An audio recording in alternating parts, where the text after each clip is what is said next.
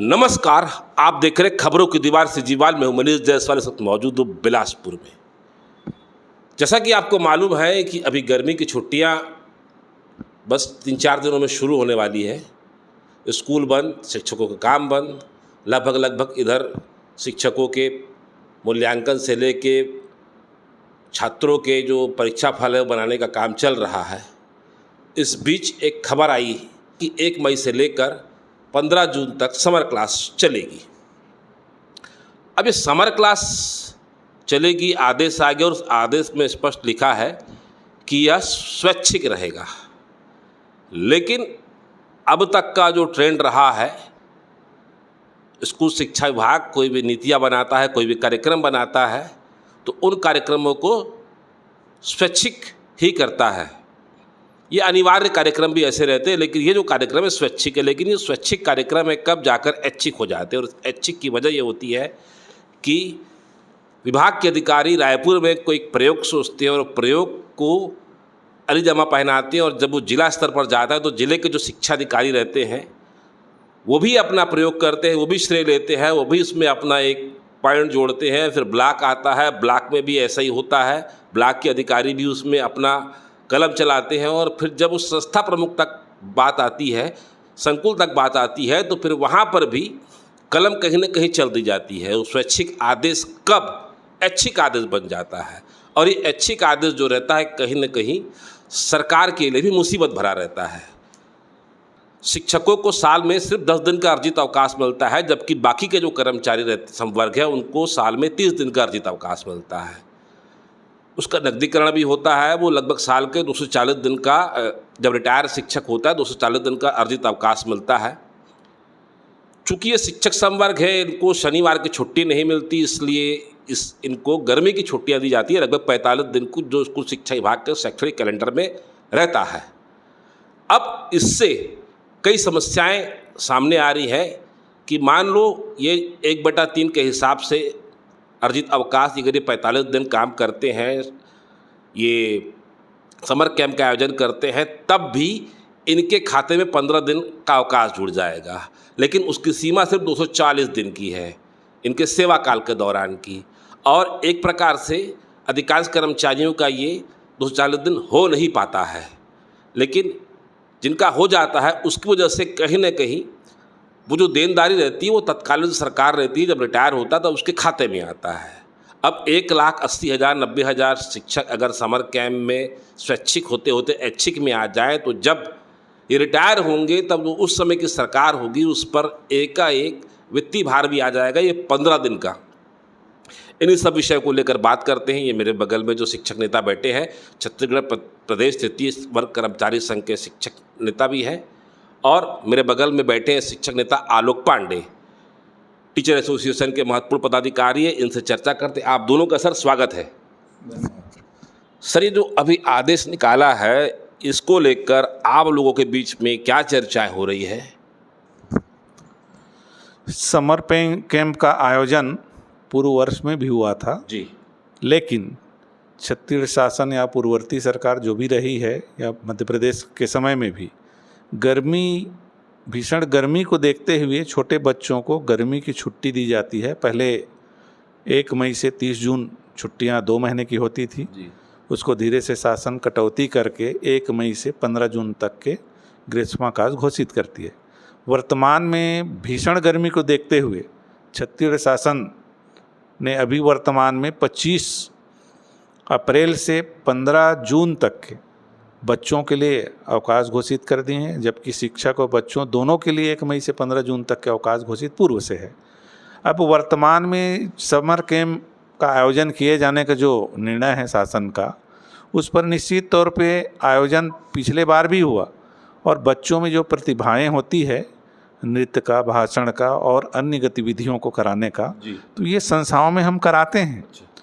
हर वार्षिक कैलेंडर में जो जो कार्यक्रम होता है, उन कार्यक्रमों में बच्चे अपनी सहभागिता दिखाते हैं, अपना प्रदर्शन करते हैं, अपने कला को निखारते भी हैं।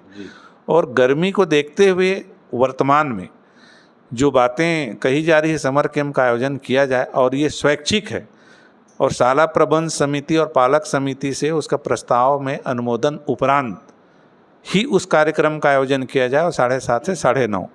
रही बात स्थान की, तो बिलासपुर शहर की बात करूं, बिलासपुर ज़िले की बात करूं, तो बिलासपुर ज़िले में पिछले बार जैसे बहतराई के खेल स्टेडियम में आयोजन हुआ, लेकिन बच्चे दूर दूर से उनको लेके पालक आते हैं और इतनी गर्मी में, और घर टाइप की व्यवस्था वहाँ संभव नहीं भी होता है और बच्चे आना नहीं चाहते। लेकिन विभागीय अधिकारी कलेक्टर के द्वारा आयोजित कार्यक्रम है कह करके वो एक दबाव बनाते हैं कि डीओ बीओ को दबाव बनाते हैं और बीओ अपने सभी समन्वयकों को निर्देश देते हैं कि भाई कोई भी स्थिति में इतने बच्चे लाने हैं, और समन्वयक लोग प्रत्येक स्कूल के प्रधान पाठकों को दबा जैसे भी करके 2-2, 3-3 बच्चे लाइए। तो इस हिसाब से ये ऐसा हो जाता है कि भीड़ जुटाना अनिवार्य हो गया। इस टाइप का निर्देश नीचे स्तर पे होता है। उच्च स्तर के अधिकारी क्या कहते हैं तो उन लोग समझेंगे, लेकिन व्यवहारिक तौर पे भीषण गर्मी में आयोजन। सर लेकिन अब आदेश निकल गया है, जमीनी स्तर पर अपन बात करेंगे तो पूरे प्रदेश स्तर की भौगोलिक परिस्थितियों को देखते हुए स्कूल तक ये जो स्वैच्छिक आदेश है, तो बाद में कोई कई जिला शिक्षा अधिकारी उसको ऐच्छिक कर दिए, तो अनिवार्य कर दिए, तो वो कहाँ तक प्रभावी होगा एकदम? या आप लोग के पास तो आंकड़े भी आते होंगे, चर्चाएं भी होती होंगी इस विषय को लेकर? ऐसा होता है कि चूंकि जिले के शिक्षा अधिकारी जिले का शिक्षा विभाग का प्रमुख अधिकारी होता है, तो उस नाते उनके निर्देश का पालन करते हैं, लेकिन उसमें कठिनाइयां महसूस करते हैं शिक्षक या प्रधान पाठक।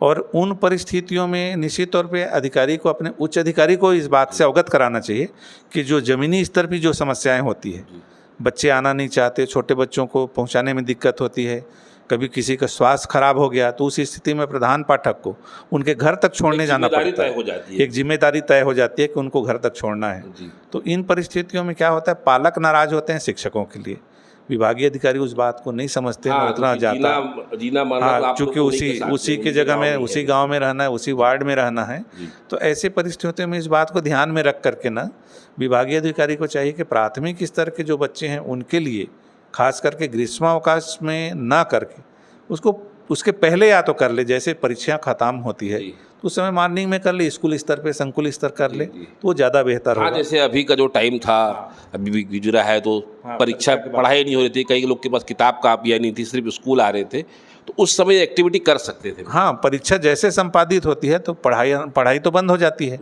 फिर शिक्षक सारे अपने पेपर जांचने में, परीक्षा परिणाम घोषित करने में और पूरा अभिलेख तैयार करने में लगते हैं। तो उन स्थितियों में बच्चे आएँ और वो कार्यक्रम आयोजित करें तो वो ज़्यादा अच्छा समय होगा और ज़्यादा लाभ मिलेगा बच्चों को भी और विभाग को भी। अब एक सबसे महत्वपूर्ण बात है आलोक जी, मैं आपसे पूछता हूँ, अभी गर्मी की छुट्टियाँ हैं, 45 दिन की छुट्टियाँ हैं, पहले से आपको मालूम था कि भाई अब एक हर साल की तरह इस साल की भी आएगी, कितनी मायने रखती है एक शिक्षक के लिए ये जो गर्मी की छुट्टियाँ और जो प्रयोग हो रहे हैं उसको लेकर आप क्या कहना चाहते हैं? देखिए, जैसा कि हमारे आदरणीय अग्रज ने बताया जी कि गर्मियों की छुट्टी विशेषकर शिक्षकों के लिए बहुत मायने रखती है। मैं अपना तो नहीं कहूँगा, लेकिन कुछ ऐसे भी रहते हैं जिनके बच्चे बाहर होते हैं, वो साल भर यहाँ रहते हैं, इन दिनों के इंतज़ार में रहते हैं कि ग्रीष्मावकाश आएगा, हमको अपने बच्चों के पास जाना है या बच्चे उनसे मिलने आए। ये दोनों परिस्थितियाँ रहती हैं, या तो वो जाएं या वो आएँ। दूसरी एक सामान्य परिस्थिति ये भी रहती है कि साल भर वो वर्किंग में व्यस्त रहते हैं। जैसे अभी आप देखें, लगातार निर्वाचन चला, उसके बाद मॉक टेस्ट हुआ, उसके बाद प्री बोर्ड हुआ, तो शिक्षकों को भी ये रहता है कि मानसिक सुकून एक चाहिए प्राप्त हो करके, तो ये विशेष मायने रखता है कि कुछ दिन उनको फ्री रखा जाए कि मानसिक तौर से वो फ्री रहें। किसी चीज़ का मैं विरोध तो नहीं करता, शासन स्तर पे बैठे मेरे से ज़्यादा जानकार व्यक्ति जिन लोग नीति नियम निर्धारित करते हैं, आपकी बात है ये मेरा व्यक्तिगत मानना है। जैसे आपने कहा कि समर कैंप अच्छा आयोजन है, व्यवस्थाएं उस हिसाब से होनी चाहिए। दूसरा, बच्चों के स्वास्थ्य पे उसका प्रतिकूल प्रभाव पड़ता है। आप अपने ऊपर लेके देखिए, हमारे ऊपर लेके देखिए, यदि 5 मिनट आप धूप में दोपहर में 12-1 बजे 1:30 बजे निकल जाएं, कैसा अनुभव होता है, उन बच्चों को कैसा अनुभव होगा। 9:30 बजे तक का समर कैंप है, फिर वहाँ से आते जाते लगभग 10-11 बज जाएगा। व्यवहारिक दिक्कतें ज़मीनी स्तर पर होती हैं। यहाँ पर मैं बैठ के आपको कुछ भी बोल दूँ ये अलग बात है। व्यवहारिक दिक्कतें जो, और शिक्षकों को क्या समस्या है इससे? शिक्षकों को समस्याएं इनसे बहुत चीज़ों की होगी। अच्छा। मूल काम शिक्षकों का देखिए, अगर समर कैंप चालू होता है या लगता है, जैसा आदेशानुसार हुए, शिक्षकों को मानना है। शिक्षक तो शासन के आदेश को मानने के लिए बाध्य हैं, उसमें कोई दो मत की बात नहीं है। बात यह है, देखिए, शिक्षक ही वो सारी व्यवस्थाएं करेगा। अच्छा। कहना अलग चीज़ है कि ऐसा हो जाएगा वैसा हो जाएगा। मैं भी था पिछले बार, भैया भी थे, हम ड्यूटी में थे, देखे हैं। वहाँ पर व्यवस्थाएं हो जाएंगी, लेकिन उनको लाना ले जाना, उनके स्वास्थ्य को ध्यान में रखना, ये सब व्यवस्थाएं, मतलब कुल मिला के कहा जाए कि जमीनी स्तर पर अगर आप सोचोगे कि 100% परिणाम आए, भले आप इसको ऐच्छिक कर दीजिए, अनिवार्य कर दीजिए, तब भी लाना संभव नहीं है। बिल्कुल बिल्कुल। सर, मैं एक बहुत महत्वपूर्ण विषय आपसे चर्चा करना चाह रहा था। मैं इस चीज़ को कई लोगों से और बात भी की, हमने खबर में भी लगाया था। भाई, अब आप 30-45 दिन का आप समर कैंप लगा रहे हो, तब आप तो वर्किंग में आ गए क्योंकि आपकी छुट्टी है। तो ये 240 दिन का जो हिसाब किताब है आखिरी का, और ये जो 15 दिन का जो अभी आपको अर्जित अवकाश का जो बात है, जैसा पिछले साल चुनाव में भी जुड़ गया आप लोग के, तो फायदा है कि नुकसान है ये इसमें? नहीं, क्या होता है, क्या कहना चाहते हैं? शासन की नीति है, यदि वेकेशनल, चूँकि शिक्षा विभाग जो है, स्कूल खास करके टीचर जी, वो वेकेशनल डिपार्टमेंट है। उसमें गर्मी की छुट्टी, ग्रीष्मावकाश का, दिवाली दशहरा की छुट्टी, तो उस नाते छत्तीसगढ़ शासन ने शिक्षकों को यदि अतिरिक्त कार्य करते हैं अवकाश अवधि में, जैसे ग्रीष्मावकाश में, दिवाली में, तो अर्जित अवकाश की पात्रता दी है। और उसमें ये है कि यदि आप कोई भी अवकाश अवधि में कार्य करते हैं तो उसका अनुपातिक अर्जित अवकाश आपके खाते में जमा होगी। तो लाभ तो है, लेकिन होता ये है कि जैसे इसमें पूरे दिन काम करना है, जैसे चुनाव हुआ पिछले बार, तो चुनाव एक निश्चित तिथि तक हुआ, लेकिन गर्मी की छुट्टियों में मुख्यालय में रोकने का आदेश हुआ, उसके नाते वो अर्जित अवकाश खाते में जमा किए। और उसको जमा जब होता है तो उसका लाभ भी मिलता है, क्योंकि उस अवकाश को उपभोग आप अपने घरेलू कार्यों में, कभी कोई बीमार पड़े या कभी आपके घर में फंक्शन है, तो ऐसे में उस अर्जित अवकाश को उपभोग करते हैं या कर सकते हैं। ये लाभ भी है उसका। जी, लेकिन जो आर्थिक लाभ है, मान लीजिए जब सरकार पर बात आएगी कि भैया आप रिटायर हो गए, तो अब आपका इसी 270 का मान लिया जाए तो ये तो 30 दिन का अवकाश ऐसे ही जुड़ गया। अब ये 30 दिन का अवकाश चला जा रहा है आपका आखिर तक, तो 30 दिन का आखिर आपको तो पैसा देना पड़ेगा सरकार को कभी ना कभी। तो वो 30 दिन का जो भार आएगा वो कितना आएगा अनुमानित? तो और क्या वित्त विभाग ऐसे कार्यों के लिए कि जिस पर वित्त का प्रभाव पड़े, ऐसी स्वीकृति देता है या उससे स्वीकृति लेनी पड़ती है? कुछ इसके बारे में जानकारी है? ये वित्त विभाग से स्वीकृति अर्जित अवकाश के लिए नहीं लिया जाता है, लेकिन उसका बना हुआ नियम है कि एक कर्मचारी को 240 दिन का अर्जित अवकाश का अवकाश नकदीकरण की पात्रता है। यदि उससे अधिक अर्जित अवकाश उसके खाते में जमा है तो अधिकतम 300 दिन तक का ही वो उपभोग कर सकता है। अच्छा। उससे ज़्यादा लैप्स हो जाता है। तो ये बहुत लाभ उसका नहीं है, और न ही वित्त विभाग का कोई आदेश की ज़रूरत होती है। ये सीधे सीधे विभागीय आदेश होता है स्कूल शिक्षा विभाग का, और अर्जित अवकाश जो अब छुट्टियों में आप ड्यूटी करते हैं तो उसका जोड़ दिया। मतलब इसमें क्या है कि भार तो खैर वित्त विभाग के पास आएगा ही आएगा, पैसा तो स्कूल शिक्षा विभाग को देना रही है। ये मतलब दोहरी बात हो गई कि एक ओर से हमको लाभ भी मिल रहा है और फिर वो हमारा जो 300 दिन काउंट भी नहीं हो रहा है एकदम। उसमें ये है, अभी मध्य प्रदेश शासन ने अपने प्रदेश के कर्मचारियों के लिए अर्जित अवकाश नकदीकरण 300 कर दी है, और छत्तीसगढ़ को भी चाहिए 240 दिन कि उनकी ही पार्टी की सरकार है, उनको भी चाहिए कि 300 दिन कर देना चाहिए, और उससे अधिक जो जमा होता है उसका उपभोग कर्मचारी करें, इस टाइप का आदेश होना चाहिए ताकि कर्मचारी शिक्षकों को लाभ मिल सके। जैसे अभी आपका 60 दिन पिछले साल कॉलेज सम का मिला लीजिए तो आपका 30 दिन जुड़ गया।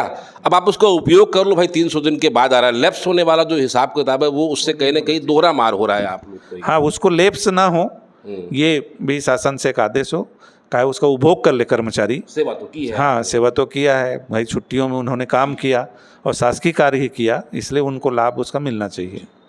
आलोक जी, इसका विरोध करेंगे कि नहीं करेंगे आप लोग? देखिए, विरोध नहीं करेंगे, लेकिन हमारी ओर से शासन स्तर पे ये मांग रखी जा चुकी है कि ग्रीष्मावकाश शिक्षकों के लिए भी घोषित किया जाए करके। संगठन की ओर से माननीय प्रांताध्यक्ष के द्वारा पत्र व्यवहार किया जा चुका है। तो भाई मैं अभी जहाँ बैठा हुआ हूँ ये छत्तीसगढ़ तृतीय वर्ग शासकीय कर्मचारी संघ का कार्यालय है और मेरे साथ यहाँ बिलासपुर के जिलाध्यक्ष हैं और शिक्षक नेता आलोक पांडे हैं, प्रदेश स्तर के पदाधिकारी हैं। बातें इनसे हो गई, चर्चा इनसे हो गई, लेकिन सार बस यही निकल कर आ रहा है कि सरकार का ये प्रयोग जो है वो ज़मीनी स्तर पर पिछले बार भी प्रभावी नहीं था और इस बार भी गर्मी को देखते हुए प्रभावी दिखाई नहीं दे रहा है। व्यवस्था के जिम्मेदार लोग समय आने पर इस स्वैच्छिक आदेश को अनिवार्य आदेश कब कर दे कहा नहीं जा सकता, लेकिन इस आदेश से कहीं न कहीं उन सैकड़ों और हजारों शिक्षकों के लिए दिक्कत आएगी, समस्या आएगी, जो कहीं न कहीं इस गर्मियों में यह प्लान करके बैठे थे कि भाई हम अपने घर जाएंगे, परिवार के पास जाएंगे या फिर हम घूमने जाएंगे या कहीं हम इस गर्मी का उपयोग कुछ और रूप से करेंगे। कोई पढ़ने के लिए करता है, कोई बच्चों के पास जाना पड़ता है और चूंकि ये लोग अब इस सेवा के दौरान इस मोड़ पर आ चुके हैं कि इनके बच्चे बड़े हो चुके हैं, कोई बाहर पढ़ रहा है, कोई बाहर कहीं और पढ़ रहा है और प्रदेश में सालों से जो स्थानांतरण नीति और प्रभावी रूप से नहीं काम कर पाई है। कई लोग आज भी अपने निवास क्षेत्र से दूर कार्य क्षेत्र में निवास करें और गर्मी की छुट्टी कहीं न कहीं इनको अपने परिवार से जोड़ने का एक माध्यम भी है। अब विभाग के अधिकारियों ने अपने पिटारे से एक नया जिन निकाला है। जिन पुराना है लेकिन अब उसमें एक और संशोधन कर दिया गया है, स्वैच्छिक शब्द जोड़ दिया गया है। अब ये ज़मीनी स्तर पर कितना प्रभावी हो सकता है ये तो वक्त बताएगा, लेकिन कहीं न कहीं व्यवस्था के जिम्मेदार लोग को इस ओर ध्यान जरूर देना चाहिए कि जो योजनाएं बना रहे हैं वो योजनाएं ज़मीनी स्तर पर कहाँ लागू हो पाती है।